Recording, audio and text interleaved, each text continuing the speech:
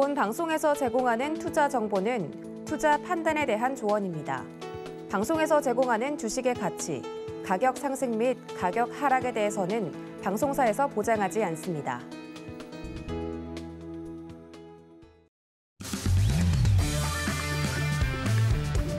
안녕하세요. 해외 시장 소식을 가장 빠르게 만나보는 시간, 해외선물 신세계 리턴즈의 손자희입니다. 우리 시각 밤 10시 30분에 개장한 뉴욕 증시, 오늘은 상승 출발했습니다. 나스닥이 1% 넘게 오르면서 가장 큰 오름폭을 보이고 있는데요. 지난주 금요일 5월 CPI 발표 이후 6월 FOMC를 지나서 오늘까지 단 일주일이 지났을 뿐인데 시장의 변동성 그 어느 때보다 높았습니다. 오늘은 선물옵션 동시 만기일인 일명 내마녀의 날인데다가 다가오는 월요일은 미국의 공휴일로 또 금융시장 휴장을 앞두고 있는데요. 시장 방향성에 대한 명료한 정리 필요하시다면 오늘도 또 해외선물 신세계 리턴즈와 함께 해주시기 바라겠습니다. 네, 오늘 함께할 마스터 화면 통해서 확인해 보시죠.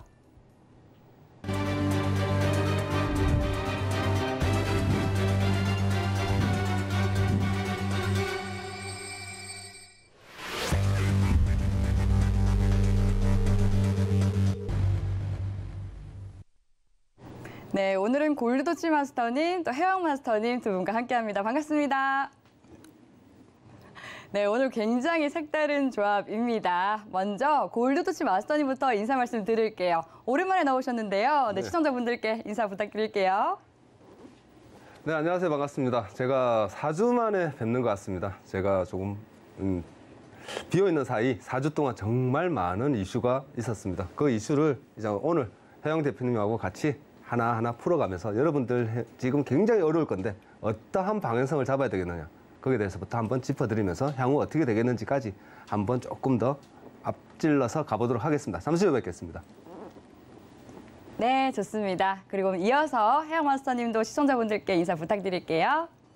네, 안녕하세요. 해왕입니다. 또 이렇게 금요일 날 기분 좋네요. 아주 좋습니다. 제 컨디션 최상입니다.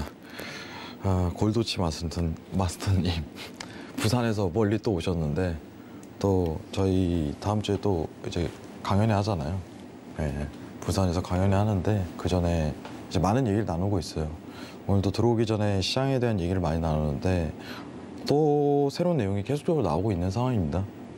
관련해서 ECB 정리도 해드리고 지금 시장이 반영하는 요소가 무엇인지, 어떤 부분을 주요 포커스로 갈 건지, 그리고 제일 중요한 건죠. 언제까지 하락할지 정확하게 설명드린 시간 가지도록 할게요. 1시간 동안 잘 부탁드리겠습니다.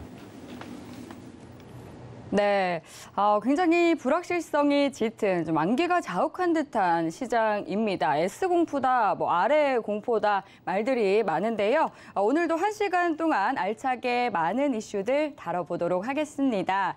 네, 함께하면서 궁금한 사항들은요. 노란톡 들어오셔서 질문 보내주시면 저희가 방송 중에 실시간으로 답변 도와드립니다. 노란톡 참여하실 수 있는 방법은요. 샵 0082번으로 골드도치 또는 해왕이라고 마스터님의 성함을 적어서 문자 보내주시면 저희가 노란톡 참여하실 수 있는 방법 안내 도와드리고 있습니다. 지금 바로 빠르게 질문 남겨주셔야 저희가 방송 중에 또 답변을 도와드리니까요. 지금 바로 질문 남겨주시기 바랄게요. 네, 지금 현재 시간 오후 10시 55분 지나가고 있습니다. 먼저 오늘의 이슈부터 체크해 보시죠. 나스닥은 미국 등 주요국 중앙은행의 금리 인상에 경기 침체 우려가 확산하고 있습니다. 골드는 인플레이션 우려 속에 달러화 하락과 안전자산 선호 현상에 보합세 유지하고 있습니다. 오일은 미국 재무부가 이란에 대한 추가 제재를 발표하며 글로벌 원유 공급 우려가 부각되고 있습니다. 유로FX는 ECB 총재가 EU 채권 스프레드 축소로 취약국 조달금리 급등 시 가동하겠다고 발언했습니다. 네, 이어서 주요 상품 시세 확인해 보겠습니다. 조금 전 출발한 뉴욕 증시 3대 지수 상승세 나타내고 있는데요. 조금 더 자세히 상품별로 체크해 보겠습니다. 먼저 나스닥입니다. 1%가량 상승한 11,271포인트 선 지나고 있습니다. 다음 골드입니다. 0.16% 상승한 온스당 1,852달러 선 지나고 있습니다. 다음 오일입니다. 0.57% 오른 배럴당 115달러 선 지나고 있습니다. 마지막으로 유로입니다. 0.59% 하락한 1.058달러 선 지나고 있습니다. 네, 그럼 이어서 각 상품별로 당일 투자 전략과 시황까지 점검해 보도록 하겠습니다. 네, 미증 시가 계속해서 좀 공포스러운 급락을 연출을 했었죠. 전일에는 나스닥이 4% 넘게 폭락을 하면서 마감을 했었는데요. 오늘은 다행스럽게도 또 상승을 하고 있습니다. 지금 현재 현물 시장은 1.67% 정도 상승하는 흐름 나타내고 있고요. 또 미 10년물 국채금리는 약보합 흐름 움직이면서 3.23% 구간에서 거래되고 있는 상황인데요. 당일 어떤 센스로 대응해 보는 게 좋을지 팻말 통해서 확인해 보겠습니다. 준비해 주시고요. 네, 팻말 들어볼게요. 하나, 둘, 셋.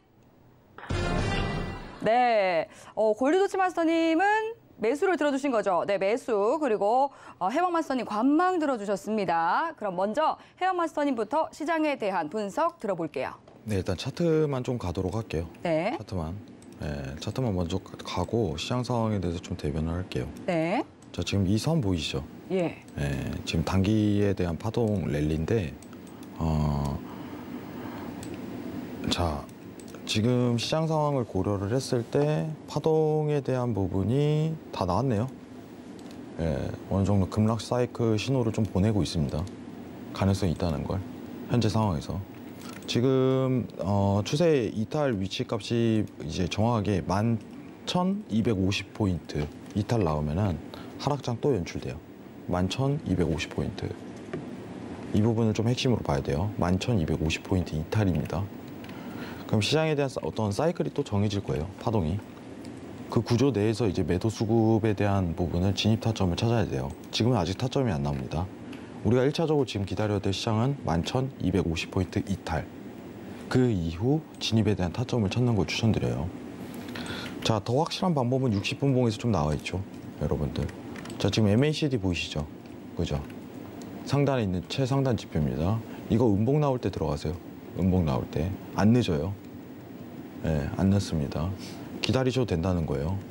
지금 시장 수급이 어떻게 보면은 최상단으로 저항점을 연결할 수 있는 구조가, 지금 상황상 11,640포인트 나오는데 이거 안 닫고 그냥 다시 한 번 더 떨어질 가능성이 굉장히 높은 시장이에요. 아시겠죠?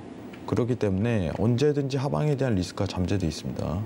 이 정도 먼저 참고하시기 바랍니다. 자, 그러면은 시장 얘기를 좀 더 꺼내보죠. 네. 페드 전후에 어떻게 보면은 매수장이 다소 열렸다가 다시 어제 또 급락 포인트를 기록을 했죠. 예. 이 부분에 좀 집중적으로 다뤄야 돼요. 자, 우리 일봉만 먼저 보자고요. 일봉만. 잠깐만 화면 내리겠습니다. 네. 우리가 지금 알아야 될 거는 뭐냐면은 네. 지금 다시 한번 차트 보겠습니다. 자, 이게 지금 시장에서 우리가 집중적으로 봐야 될 요소가 뭐냐면은 지금 시장은 어떤 시장이냐라고서 일단 이해가 제일 중요해요. 지금 시장은 어떤 시장이냐. 여러분들, 지금 시장은요 75 베이시스 포인트를 반영하는 시장이에요. 무슨 뜻인지 이해가 안 되시죠? 지금 전일 이번 주에 있었던 페드 회의에 대한 75bp를 얘기하는 건가요? 아니요. 중립금리에 대한 75bp입니다. 정확하게. 중립금리에 대한이라고 좀 표현을 할게요. 자, 중립금리가 뭐예요? 연준이 지향하는, 연말까지 지향하는 어떤 설정에 대한 목표치겠죠. 자, 점도표가 이번 페드 회의에서 전체적으로 수정이 이루어지고 그 다음에 완전히 궤도가 바뀌었죠. 제가 이번 주에 나와서 설명드린 게 연말에 있을 금리에 대한 확률을 설명을 드렸어요. 자, 지금 여태까지 왜 하락하냐면 지금 금리 인상을 반영하고 있습니다. 갑작스럽게 나온 내용이기 때문에. 그죠? 지금 상황에서 해왕님 언제 반등이 올라갈까요? 라고 질문을 던진다면 다음 CPI 때 가능성이 높을 것 같아요. 라고 얘기를 해야겠죠. 해답에 좀 더 가까운 답을 꺼내자면. 그럼 언제까지 하락할까요? CPI 발표 전까지 하락할 것 같아요. 지금 시장이 제일 원하는 건 물가가 안정됐다는 증명이겠죠. 여러분들. CPI의 주요 요소가 나왔다면 CPI로 안정을 꾀해야 돼요. 시장을. 어떻게 보면 너무 뻔한 말이죠. 네, 너무 뻔한 말이에요. 너무 뻔한 말인데 지금 상황에 대한 단편적인 그림이 CPI로 나온 만큼 CPI로 다시 빅스텝에 대한 가능성이 열린다는 걸 품어줘야 돼요. 지금 시장에서 모두가 생각하고 있는 요소는 75 베이시스 포인트죠. 그죠? 근데 50 베이시스 포인트가 없는 건 아니에요. 여러분들 화면 잠깐만 내리겠습니다. 자, 네. 우리 금리 모니터링을 한 번 더 확인을 하면서 시장에 대해서 좀 더 잠시만요. 보도록 하죠. 네. 우리가 지금 단순하게 이해를 해야 되는 건 뭐냐면 금리 모니터링 도구를 계속 체크해야 되는 네. 시즌이에요. 네. 제가 골드침이랑 친한데 네. 다소 조금 부담스러워요. 너무 웃으시니까. 네. 네, 죄송합니다. 네. 자, 화면 보면서 다시 얘기 좀 드리겠습니다. 네. 자, 지금 우리가 확률적으로 보자고요. 12월에 3.25에서 3.5%. 원래 지금 이번 CPI 발표 전에 여러분들 이거보다는 75 베이시스 포인트가 낮았어요. 근데 지금 일주일 만에 급변을 했다는 거죠. 정확하게. 그 뜻은 무슨 뜻이냐? 지금 시장이 이걸 반영을 하고 있는 과정 중이고 이 반영에 대한 결과값이 다음 CPI 발표 때까지는 영향을 끼칠 것이다 라는 판단이 들어요. 시장이 원하는 건 뭐예요? 빅스텝이 뭐예요, 여러분들? 베이비 스텝이 25포인트고 지금 50bp가 빅스텝이고 75가 자이언트 스텝이잖아요. 지금 시장에서 단순하게 올라가기 위해서는 빅만 나와도 된다는 거예요. 이것만 눌러도 돼요. 근데 지금 다음 이제 오늘 날짜로 6월 17일이잖아요. 다음 CPI 발표 언제예요? 여러분들 7월 10일 전후잖아요. 그죠? 그때까지는 하락 모멘텀을 기록할 가능성이 굉장히 높다는 겁니다. 네. 자, 근데 이게 무서운 거예요, 차트가. 왜냐면은 자, 세 번째 파동이죠. 제가 단순하게만 차트 설명드립니다. 예. 왜냐면 여기서 복잡한 구조는 좀 의미가 없고, 자, 지금 과정 중이죠. 또 추가적인 급락을 언제든지 시그널을 내뿜을 수 있는 상황인 거예요. 단순하게. 언제까지요? 예. 일단 지표 값을 보면은 RSI가 한 번 나와도 이상하지 않은 장입니다. RSI가. 이게 무서운 거예요, 이게.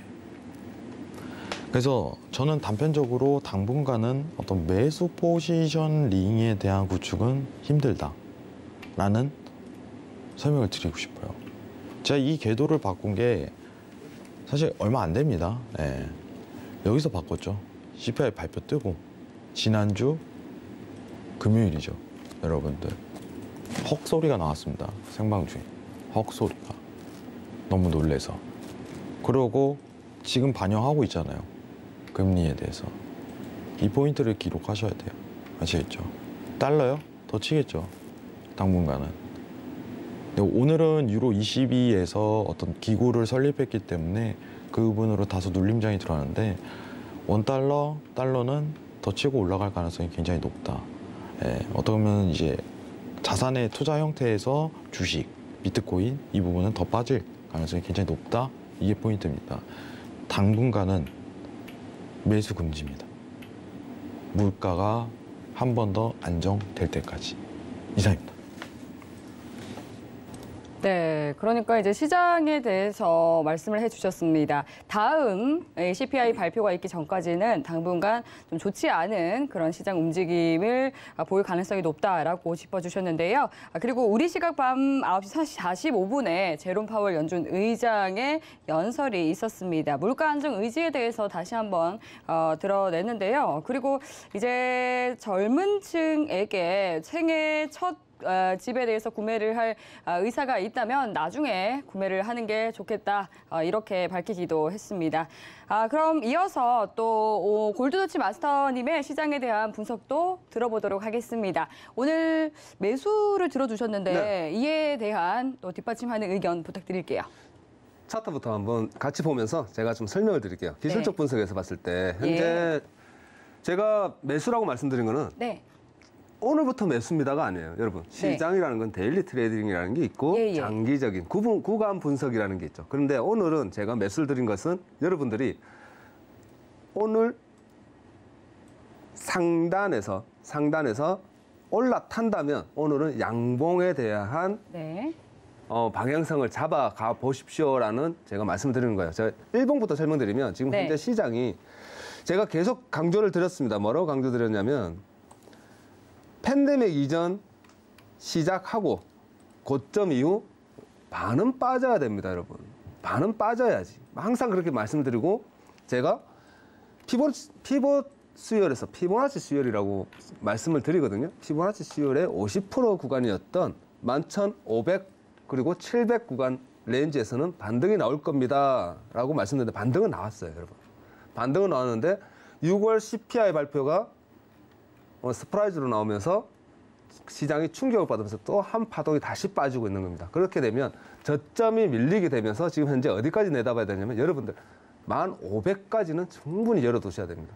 현재 시장은 1,500까지는 충분히 열어두자라는 생각을 가지면서 이제 오늘 제가 말씀드리고 있는 것은 현재 일봉상 그리고 오늘 아까 시작 때 말씀드렸지만 4만여의 날입니다. 만기 옵션 다 만기일이라서 오늘 만일에 60분 차트에서 여러분들이 보고 있는 것처럼 121선입니다. 노란색 121선이 돌파하는 요 구간, 매물대가 쌓여있던 11,500 상단을 넘어가게 되면 여러분 매수로 계속적인 방향성을 잡아가시는 게 오늘 데일리 트레이딩에서는 최고의 매매 전략이지 않을까.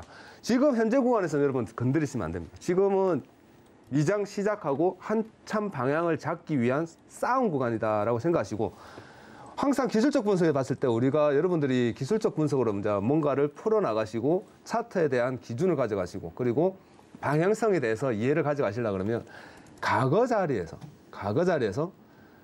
세력들 그러니까 시장의 매수자와 매도자가 싸웠던 구간이 어디였느냐를 한번 유심히 보는 습관을 들이셔야 돼요. 여러분들. 충분히 여러분들이 그 구간이 어디였느냐 요까지 올라간다면 요에서 기준 이 구간 지금 여러분들이 보고 계시는 것처럼 11,500, 570과 저점은 11,350 구간입니다.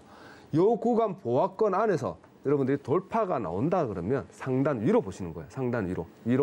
이제는 돌파. 그러니까 어느 정도의 저항대, 과거 크게 싸웠던 구간에서 이겼으니 이제는 그 구간에 있던 물량과 함께 상단할 수 있겠구나라고 여러분들 생각하시면 오늘은 좋은 결과가 있지 않을까라고 생각하고 있습니다. 자, 그렇기 때문에 여러분들이 지금 오늘 매매 전략을 짜신다 그러면 15분에서 좀 크게 그려드릴게요. 크게 그린다 그러면 제가 항상 말씀드리는 것처럼 추세선이라는 게 있습니다. 추세선을 그으시고 그리고 장기 이평선이라는 게 있습니다. 해외 선물에서는 241선을 장기 이평, 데일리 트레이딩에서는 좀 중요하게 보는 구간이기 때문에 15분 차트에서 장기 이평선을 넘어가는 요 라인을 명확하게 좀 기다리셨다가 470부터 시작하시되 500이 넘어간다면 계속적인 추세 상승의 방향성으로 매매 전략을 짜보시면 오늘은 많이 좋을 겁니다. 근데 현재 구간, 요 구간에서 여러분들 관망하셔야 됩니다. 관망하시고 만일에 요 구간입니다. 요 구간이 11,150 이하로 빠져버리면 오늘 저점 밀면서 한 파동이 더 하락으로 크게 빠질 가능성이 매우 큽니다. 그렇기 때문에 현 구간에서는 조심하시고 위로 올라가는 매수의 전략을 잡아가시되 11,470 이상, 11,500부터 시작한다. 나는 매매, 오늘 투자를 시작한다라는 생각으로 전략을 짜고 나서 기다리시면 좋은 결과가 있지 않을까 생각합니다. 감사합니다. 네, 당일 또 시장에 대해서 전략을 세워주셨습니다.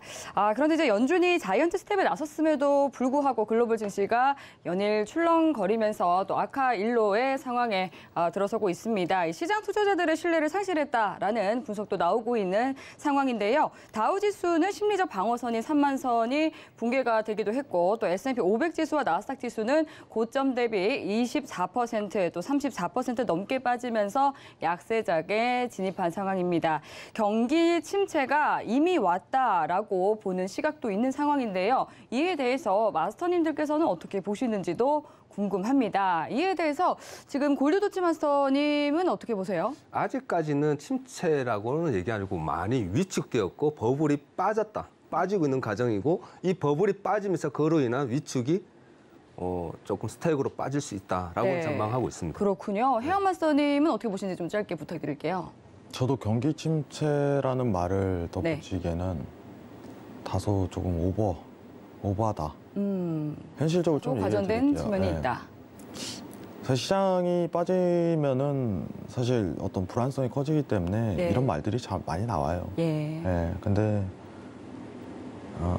정확하게 이제 골도치님께서 얘기하시는 거에 대한 부분은 제가 공감을 하는 거죠. 네, 그렇군요. 그러면 이제 경기 침체, 그러니까 아래 공포에 대해서는 다소 과장된 측면이 있다라고 짚어주셨고요. 이제 스태그플레이션, S 공포에 대해서도 말이 나오고 있는 상황입니다. 이 부분에 대해서는 어떻게 생각하세요? 제가 안 그래도 오늘 PPT를 네. 여러분들한테 스태그플레이션 지금 한참 대두되고 있는 게 경기 침체가 되고 있느냐 아니면 경기 침체를 시작했느냐 아니면 초입에 들어왔느냐라고 네. 사람들이 정말 말이 많습니다. 그 부분에 대해서 제가 오늘 그러면 지금 현재 시장이 경기 침체냐 위축이냐 그 부분부터 짚어드리고 네. 지금 OECD에서는 현재 시장을 어떻게 내다보고 있으며 금융을 어떻게 내다보고 있는지 거기에 대해서 잠깐 PPT로 설명드리도록 하겠습니다. 네, 좋습니다. 일단 PPT 한번 열어봐 드릴게요. 예. 지금 현재 제목을 제가 X의 공포라고 말씀드리면서 지금 스태그플레이션과 현재 금융시장은 우리가 지금 현재 속해 있는 시장은 지금 상황을 스태그플레이션으로 보고 있느냐 안 보고 있느냐 거기에 대해서 한번 짚어드리는데 네. 지금 그 전에 우리가 먼저 한번 딱 짚고 가야 되는 게 지금 시장이 어떠느냐는 거죠. 지금 현재 거시적인 관점에서 지금 어떠한 상황이냐 딱 네 가지로만 짚으면 될 것 같아요. 금리 인상, QT의 강한 긴축의 시장이죠. 우리가 40년 동안 보지 못했던 거인의 발걸음이라고 합니다. 자이언트 스텝을 밟고 있는 40년 만에 처음 보는 이런 상황을 우리는 겪고 있고 거기다가 정말 최고 인플레이션 8.6을 보고 있습니다. 우리는 2%대, 3%대만 기억을 하는데 2%, 3% 얘기하던 게 여러분 옛날같이 느껴지는데 1년이 안 됐습니다. 6개월 넘어가고 있고 이제 7, 8개월, 1년 다 돼가고 있고 정말 얼마 전에 2%대 그리고 2년 전만 해도 2%대 아래로 더 떨어지면 어쩌지 하는 생각까지 할 정도로 그렇한 상황에서 지금 8%, 앞으로 9% 가고 10%가 가지 않을까, 1%대, 10%대가 가지 않을까 이런 걱정까지 하고 있는 상황이고 그리고 정말 또 버라이어티한 게 곡물 가격. 아프리카나 큰 그런 지역에서 기아 현상이 기아로 애들이 밥을 못 먹는다. 여러분 아프리카 얘기가 아닐 수가 있습니다. 조금 지나고 나면 조금 안 좋은 국가들, 형편이 좀 어려운 국가들은 기아에 허덕인다는 뉴스를 우리가 잘못하면 정말 들을 수 있게 생겼어요. 왜? 일단은 러시아 우크라이나 전쟁에 대한 유통망에 막혀 있죠. 거기에다가 날씨, 가뭄에 의한 곡물이 아예 1200년 만에 최고 가뭄으로 포기한 나라도 있습니다. 이러한 상황 속에서 우리가 지금 현재 시장을 어떻느냐는 거죠. 지금 현재 금융으로 바로 넘어가서 얘기를 말씀드린다 그러면 지금 올해 긴축을 먼저 짚는다 그러면 올해 최소 3.2에서 잘못하면 4자 보게 생겼습니다, 여러분. 올 안에. 얼마 전까지만 해도 양자가 완화 축소하니 어쩌니 테이퍼링 어쩌니 이런 얘기만 우리가 듣다가 지금 현재 이 자리에 오늘 우리가 듣고 있는 올해 기준금리가 4자 보게 생겼는데 최소 3.25는 가겠는데 이런 얘기를 하고 있다는 거죠. 정말 버레이어티한 겁니다. 우리가 지금 살고 있는 거는 2002년도 월드컵 때 한호 지르던 그 기억이 앞으로 20년 지나면 우리 2022년도에 이랬다라고 역사에 남을 수 있는 그런 한 해를 보내고 있다는 거예요. 그만큼 금융은 굉장히 공포에 떨고 있고 그리고 시장은 스태그플레이션을 얘기하고 있습니다. 지금 제가 보는 시장 긴축으로 인한 금리 인상은 제가 볼 때는 저는 삽자도 볼 수 있지 않을까. 저는 그렇게 강하게 생각하고 있습니다. 사실은.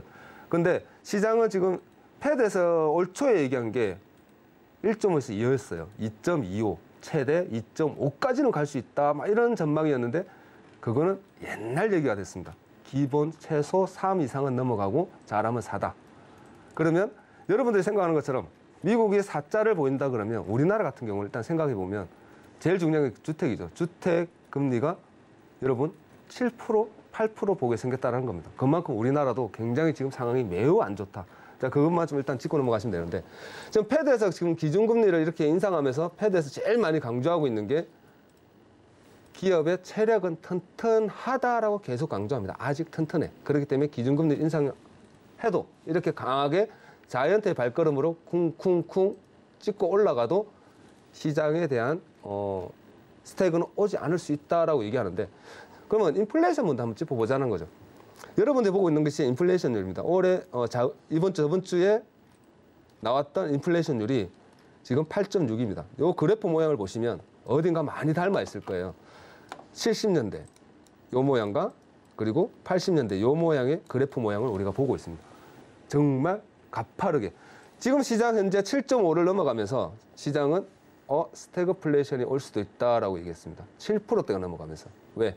상승폭이 너무나도 가파르다라는 거죠. 상승폭이 워낙 가파르기 때문에 7.5가 넘어가면 8이 보일 것이고 8이 넘어가면 금리는 빅스텝으로 넘어갈 것이다.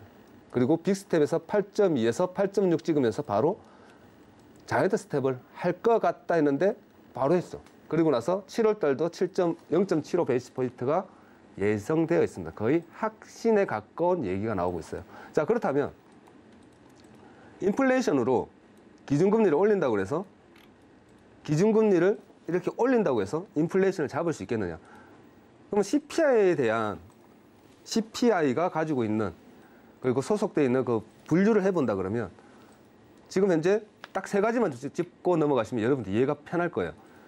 일단은 교통비입니다. 미국은 교통이 지금 17%예요. 17%. 자동차, 중고차, 그리고 뭐 자동차 관련된 비용들, 교통비도 물론 포함되고요. 거기다가 식품 14%를 차지하고 있습니다. 식품도 14%예요. 거기다가 제일 크게 지금 차지하고 있는 게 주택입니다. 주택이 CPI 포함되어 있는 금액 퍼센테이지가 45%예요. 그러면 그 세 가지를 합치면 거의 한 75%가 됩니다. CPI 안에 속해 있는 내용을 합쳐보면. 자, 그렇다면 패드가 긴축을 강하게 한다고 해서 그 세 개 중에 잡을 수 있는 게 뭐냐? 교통, 여러분 유가예요. 유가. 그리고 반도체고 부품 수급입니다. 아무 의미 없어요. 식품 어차피 세월 지나야 됩니다, 여러분. 올해 생산을 못하면 내년에 생산해야 되고 내년에 생산하면 그 후년까지 가는 게 식품이에요. 그렇죠? 거기다가 주택은 MBS를 떨어뜨리면서 조금 조정을 둘 수 있습니다. 그렇다면 주택 가격이 무너지게 되면 시장은 더 위축이 된다는 거예요. 어차피 시장은 지금 현재 매우 어렵다. 그러면 이러한 것을 종합해 본다 그러면 사람들은 긴축으로 인한 소비가 축소될 것이고 그 소비로 인한 축소로 인해서 기업은 더 힘들어진다라는 결론이 나옵니다. 그렇다면 6개월간 S&P 500에 소속되어 있는 기업들의 실적을 한번 보자고요. 성적표를 한번 보겠습니다. 6개월. 1월 달부터 지금까지. 체력이 좋다 하는데 100으로 봤을 때 아직은 체력이 좋습니다, 여러분. 한 70% 남았네요. 70% 정도 남은 것 같습니다.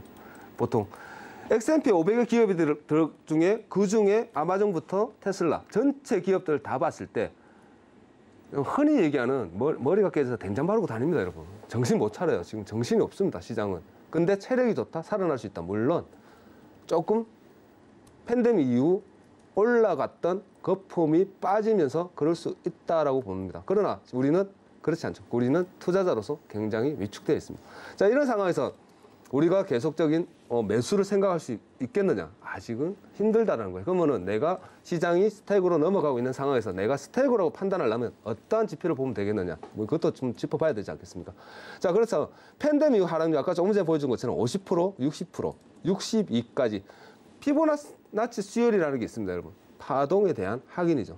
현재 저점 50%가 무너지면 62%까지는 열어둬라라는 게 기술적 분석에서 기본이라는 겁니다. 기본적인 생각이다. 자, 그렇다면 전체 시장의 흐름은 하방을 계속 얘기하고 있고 반등은 여러분 하방이 어디까지겠느냐라는 생각은 제가 지금 딱 말씀드리면 여러분 하방 맞추는 거 중요하지 않습니다. 어디까지 내려갈 것 같아요? 사람들 많이 질문을 하세요. 그건 무슨 의미가 있을까요, 여러분? 그거 맞춘다고 큰 의미 있습니까? 언제 반등할까요가 중요하죠. 그렇지 않습니까? 언제 반등할 거야가 중요한 거지 어디까지 내려갈까요? 그건 무당한테 물어보는 게 더 낫습니다. 여러분 아무 의미가 없어요. 지금 상황에서는 하방을 열어두시고 내가 지금 매수 안 해야지라는 생각만 가지시면 된다는 거예요. 내가 투자를 안 해야지. 주식 하시는 분들은. 그러나 해외 선물은 틀리죠. 하방에 대한 관점을 좀 더 길게 가져가시면서 우리는 숏에 투자를 하면 된다라는 겁니다. 쉬운 생각을 가지시면 돼요. 쉽게 풀이하셔가지고 나는 매수의 관점을 조금 조심해야지. 매수를 보더라도 최대한 조심히 봐야지. 그리고 매도는 조금 더 여유를 가지고 봐야지. 이런 생각으로 접근하시면 우리는 괜찮다라는 거예요. 자, 그렇다면 지표를 여러분들이 한번 봤을 때 변동성 지수라고 해서 시장에서 제일 많이 얘기를 합니다. 변동성 어디까지? 제가 한번 변동성 지수, 빅스 지수를 한번 저번에 설명을 드렸습니다. 설명드린 게 4%대가 넘어가면 시장이 위축이 온 것이고 그리고 4% 이상 넘어가면 스택으로 넘어갈 수 있는 조짐이 있다. 경기 침체가 오고 있다라고 얘기할 수 있습니다. 아시겠습니까? 그렇기 때문에 여러분들은 앞으로 조금 보시되 빅스 지수를 한 번씩 눈여겨보시되 4%대가 넘어갔느냐. 이제 그 부분에 대해서 여러분 한번 눈여겨보시고 그리고 한 가지 더 보신다 그러면 하일드 스프레드입니다. 기업이죠. 하일드 스프레드도 제가 저번에 한번 출연하면서 설명을 드렸습니다. 어디까지 봐야 되느냐. 보통 7.58이 넘어가면 위험 신호라고 얘기합니다. 보통 평균 100으로 나눴을 때 하일드 스프레드 정크펀드에 들어가 있는 기업들이 한 서너 개 정도 무너집니다. 근데 8에서 9를 넘어가게 되면 보통 10에서 15개 이상 무너지기 시작해요. 그러면서 15가 넘어가면 한 20개에서 40개가 무너집니다. 그때는 이미 침체의 끝물까지 다 달아났다라고 얘기하는 수치고 여러분들이 보시기에 7.5, 8이 상회하고 있다. 그러면 이거는 버블이 거치고 위축이 되면서 진짜 침체로 다가가고 침체 초입에 서 있구나라고 생각하시면서 더 긴장하시면 되지 않을까. 자, 그까지만 보시면서 좀 판단을 하시고 자, 그리고 제일 중요한 게 지금 OECD 경기 선행지수 제가 조금 한 번씩 보는 지수입니다. 6개월 앞에 OECD 국가와 전체 국가가 어떠한 방향성을 보여주고 있느냐, 지금 경기가 어떻느냐라는 것을 좀 판단하는 지표로 우리가 보는 건데 그 경기 선행지수에서 지금 보통 어떻게 보는 거냐면 100을 기준이에요. 100 위에 100일일 때는 지금 경기가 좀 괜찮다. 앞으로도 좀 괜찮을 것 같다. 100 아래 99가 되면 경기가 조금 침체되어 있다. 조금 어렵다라고 평가하는 건데 제가 이것을 여러분들 보여드리는 게 지금 미국은 100 위에서 아직은 있습니다. 경기 침체 아니에요, 여러분. 아닙니다. 경기 침체 OECD 국가 전체 지표를 다 평균을 내서 통계를 내서 딱 발표하는 거기 때문에 여러분들도 OECD 들어가셔가지고 한번 확인해 보시면 됩니다. OECD 지수에서 100 이상 위에 있기 때문에 아직은 침체가 아니고 위축, 버블이 거치고 있는 과정이고 버블이 거치면서 시장이 침체되어 가고 있고 위축되어 있다. 그러면서 지금 현재 크게 부풀려져 있던 게 조금 많이 가라앉아 있고 있는 과정에서 우리가 공포를 느끼는 과정이고 근데 우리나라는 조금 달라요, 여러분. 제조업 국가이기 때문에 지금 현재 달러 상승과 유가 상승 그리고 식료품 가격까지 상승하면서 시한폭탄이 있죠. 가계 대출도 많고요. 그리고 부동산, 미국과 틀려서 부동산은 또 우리나라는 안 치잖아요. 그러니까 부동산에 대한 큰 대출 부분도 있기 때문에 지금 OECD에 봤을 때 99 이하로 빠지고 있습니다. 그러면 침체로 조금 접어들 수 있다라는 점을 여러분들 조금 생각하셔야 되지 않을까라고 생각하면서 지금 해외 정시는 미국 같은 경우 우리가 이제 글로벌로 보니까 거시적인 관점에서는 여러분들 아직까지는 아니고 6개월, 올 말 지나고 나서는 조금 이 상황이 유지된다면 그때는 진짜 조금 긴장해야 되지 않을까. 말이 많이 달라질 겁니다, 여러분. 그때는 좀 말이 많이 달라질 거니까 아직은 조금 위축으로. 그러나 하방은 계속 좀 열어두는 그러한 관점에서 매매 투자를 하시면 될 것 같습니다. 감사합니다. 네, 시장을 압도하고 있는 이 S의 공포에 대한 여러 이 시그널에 대해서 경고를 해 주셨는데요. 잘 참고하시면서 체력이 많이 약해져 있는 이 시장을 대응해 보시기 바라겠습니다. 네, 그럼 이어서 유로에 대한 당일 투자 전략도 살펴보도록 하겠습니다. 달러가 다시금 강달러로 돌아서면서 유로는 약세 흐름 보이고 있는데요. ECB도 11년 만에 기준금리를 인상하겠다라고 밝히기는 했지만 이 7월 25베이시스 포인트를 시사를 했죠. 미 연준은 자이언트 스텝에 나서고 있는 상황인 만큼 보폭의 차이가 굉장히 두드러지고 있는 상황입니다. 영국과 스위스 등 유럽 국가들도 금리 인상에 나서고 있는데요. 유로에 대한 당일 투자 전략은 어떻게 가져가는 게 좋을지 팻말 통해서 확인해 보겠습니다. 준비해 주시고요. 팻말 들어보겠습니다. 하나, 둘, 셋. 두 분 다 매도 들어주셨네요. 네, 동일하게 보고 계신 것 같습니다. 네, 그럼 먼저 해왕 마스터님부터 매도에 대한 분석 부탁드릴게요. 네, 오늘 달러가 좀 안정화 들어가는 모습 보였죠. 네. 사실. 왜 그러냐 이게 좀 먼저 파악이 필요한데 네. 22에서 16일에 긴급 통화정책 회의를 열었어요. 네. 예, 긴급하게 뭐 갑작스럽게 모인 거예요, 사실상. 그렇죠. 뭐 예정에 없던 원래 우리가 통화정책 하려면 예정에 모이고 들어가야 되는데 그러면서 무슨 기구를 하나 만들었습니다. 예, 어떤 채권에 대한 조절을 할 수 있는 기구를 만들었는데 네. 근데 그거에 대한 어떤 자세한 논거는 없었어요. 뭐 이 기구를 설립하겠다, 앞으로 어떻게 쓰겠다는 안 나오고 상황이. 근데 되게 재밌는 얘기였어요, 여러분들. 이게 뭘까요? 오늘 한 게? 네, 잠시만 화면표 드릴게요. 네. 보면서 좀 얘기 좀. 어떻게 보면은 이제 TF, 그러니까 태스크포스 팀을 만든 거네요. 그렇죠? 긴급하게. 네, 앵커님께서 좀 어떻게 보면은 정확하게 이제 FM이니까 네. 이제 영어를 쓰시면서 좀 어렵게 말씀해 주셨는데 굉장히 간단하게 좀 얘기를 하자면은 네. 나 긴축할래 이거예요. 네. 긴축할 건데 무서우니까 예. 이 안전망을 만들어 놓자. 간단하게 이거예요. 이제 앵커님이 시작할 때 이 얘기를 했잖아요. 이제 우리가 달러를 보려면은 예. 사실 이제 20이랑 이제 미국의 통화 정책을 비교상을 잘해야 된다 이 얘기를 하는데 상대적으로 네. 지금 미국은 뭐 갑자기 이제 엑셀 갑자기 풀엑셀 또 한 번 밟아주는 시기고, 근데 또 22는 또 이제 가만히 있는 상태고. 왜냐면 이게 지금 제로 금리로 간다는 거 그리고 금리 인상을 한다는 건 이미 한두 달 전에 다 얘기가 해놓은 상황이기 때문에 제로는 이미 소멸된 상태에서 이제 오늘 긴급 프로그램을 열었던 거는 단순히 우리 앞으로 제로 금리를 가고 금리 인상을 계속 갈 건데 혹시 모르니까 이런 기구를 설립해서 채권에는 문제없게 마련의 장치를 해놓자, 이런 의미예요. 그러면은 이 기구가 시장에 영향이 있을까요? 이거 뭐 좀 따져봐야겠죠. 미국만큼 강한 임팩트를 줄 만한 시황은 아닙니다.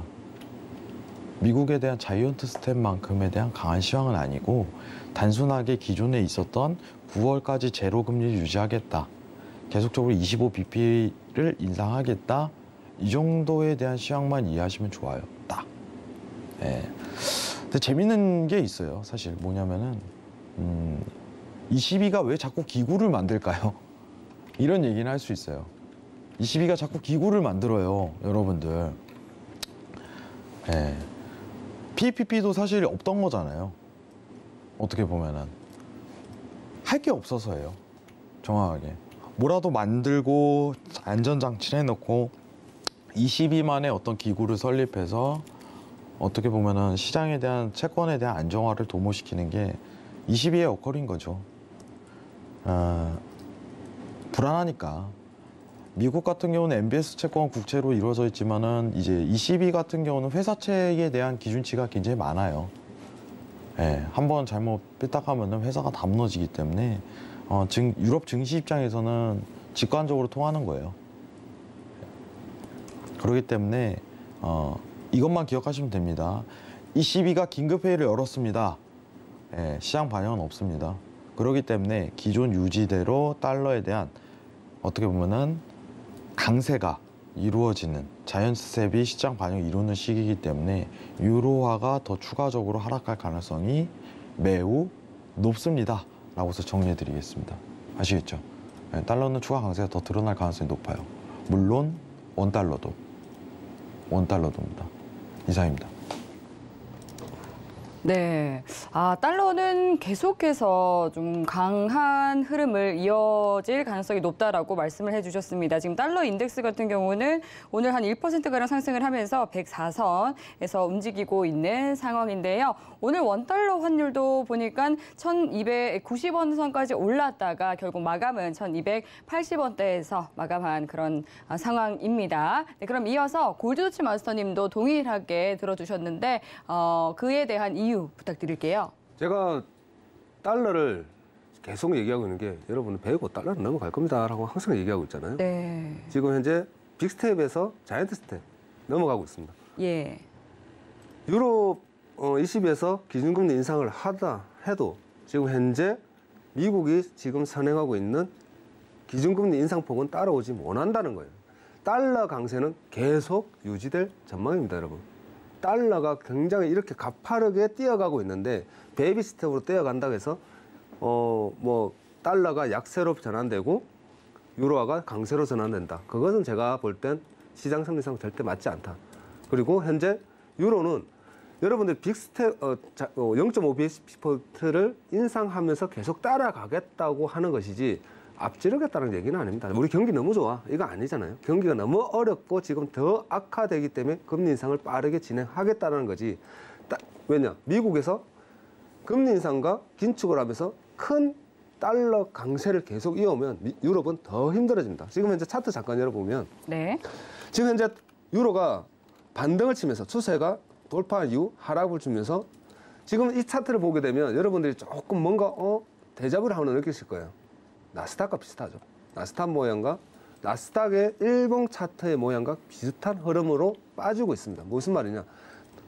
달러가 상승함에 있어서 유로는 자연적으로 빠질 수밖에 없는 조건이다. 그렇기 때문에 제가 지금 보고 있는 것은 유로는 현재 1036 15포인트를 이탈할 겁니다. 다음 주, 다다음 주까지는 더 빠지지 않을까. 저점을 이탈시키지 않을까. 그리고 다음 주, 다다음 주까지는 달러 강세가 더 유지되면서 좀 가파르게 달러가 오르면 배고 달러는 넘어갈 수밖에 없다. 자, 이런 전망이기 때문에 현재 오늘도 여러분들이 보신다 그러면 15분 차트에서 여러분들이 딱 차트를 보신다 그러면 계속 흐르고 있습니다. 흐르고 있고 좀 추세가 빠지고 있습니다. 여러분은 오늘 계속적인 하락에 대한 방향성을 가져가시는 매매 전략. 그리고 중요한 것은 지금 현재 단기 데일리 트레이딩에서 10489.2포인트라는 이 구간에 대한 지지라인만 조금 집중하시되 계속적인 흐름은 하락으로 이어가시면 좋지 않을까. 그렇게 판단하고 있습니다. 감사합니다. 네. 이렇게 골드도치 마스터님의 분석까지 들어봤습니다. 이어서 시청자분들께서 보내주신 질문이 있어서 바로 만나보도록 할게요. 4122님께서 보내주셨는데요.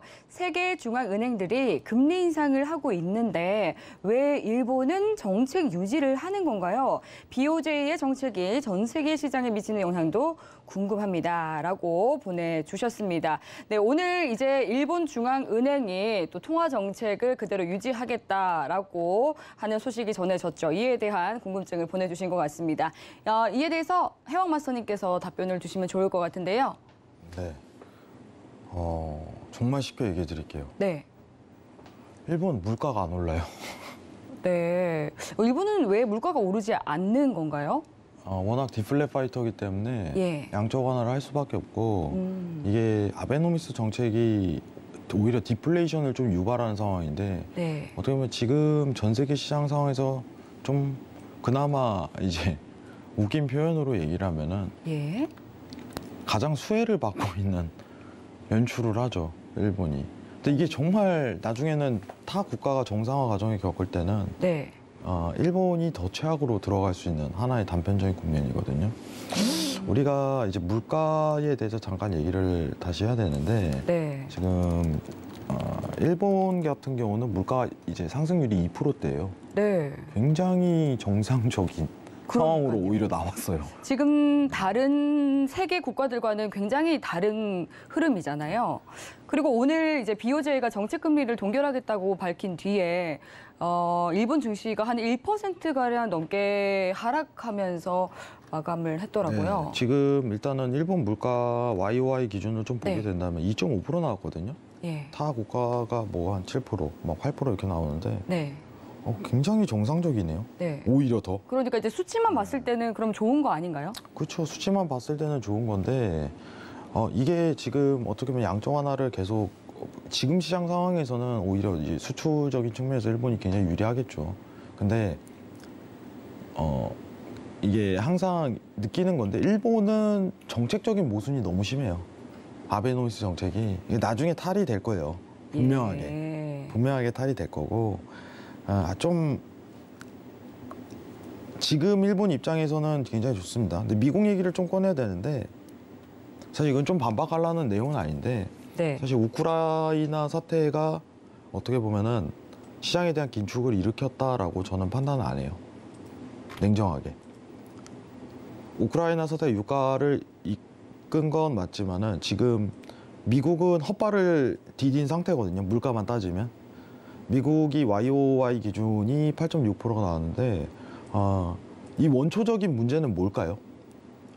왜 이런 상황까지 연출이 됐을까요? 라고 얘기를 한다면은 미국이 너무 방심했어요. 뭐냐면은 2020년도 8월에 그 평균 물가 목표제라고 있었어요. 네. AIT. 예, 예. 그거 도입했으면 안 됐어요, 그때. 아. 예. 이 물가가 2%대를 유지하겠다 그거를 하는데 갑자기 이제 평균 물가라면서 평균 물가 2%라는 도입을 해버렸어요. 그러면서 돈을 풀어 상황이 연출되다 보니까 통제가 안 됐는데 어떤 긴축 양적 완화의 폐해가 긴축까지 이어졌다라고 판단을 하는 거고 정확히 이제 질문에 대한 답변만 드리면은 2.5%이기 때문에 할 이유가 없습니다. 여기서 하면요, 솔직하게 긴축하면 문제가 더 있는 거죠. 오히려 돈을 더 뿌려도 좋은 시기예요. 일본 입장에서. 할 이유가 없습니다. 물가 수준만 보면. 오히려 디플레이션 발동하고 보이죠. 그래프 하단으로 떴던 거. 이걸 막아주는 효과거든요. 전 세계가 도와주고 있어요, 일본을. 굉장히 좋은, 일본 입장에서는 좋은 현상입니다. 대답 드리겠습니다. 할 필요가 없다. 물가 수준을 보아하니. 굳이? 왜? 이상입니다.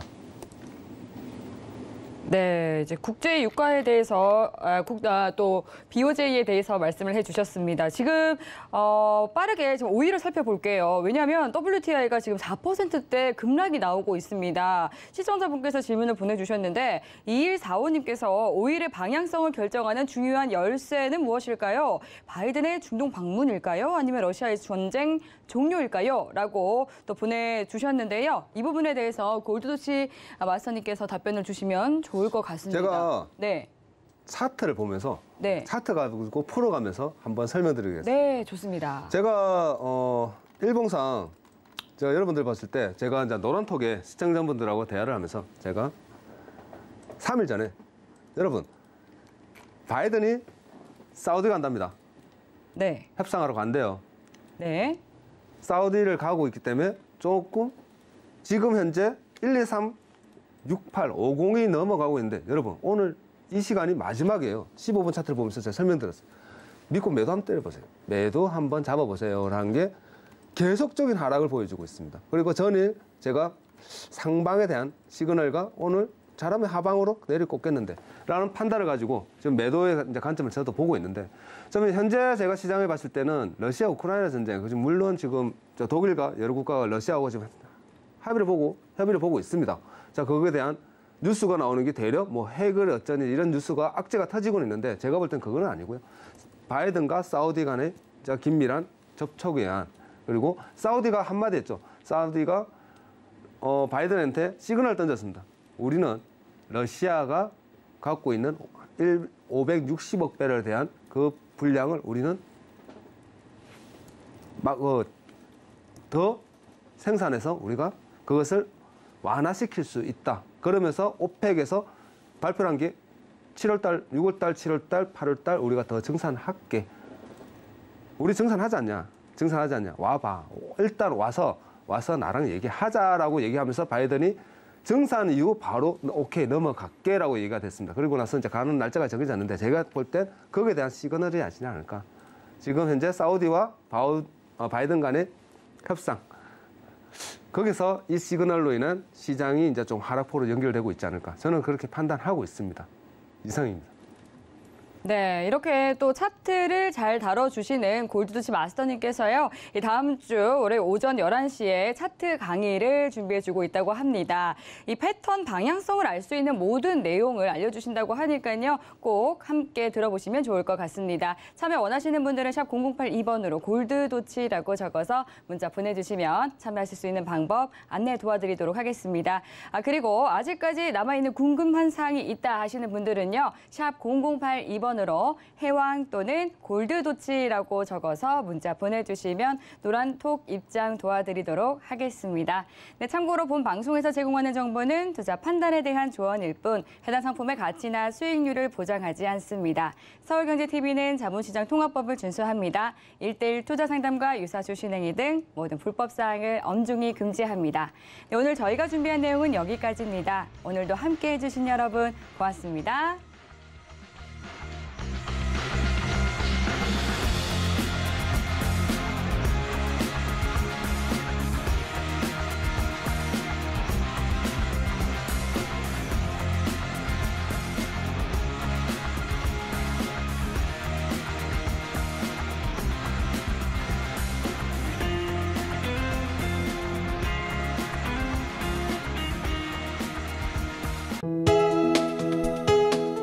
본 방송에서 제공하는 투자 정보는 투자 판단에 대한 조언입니다.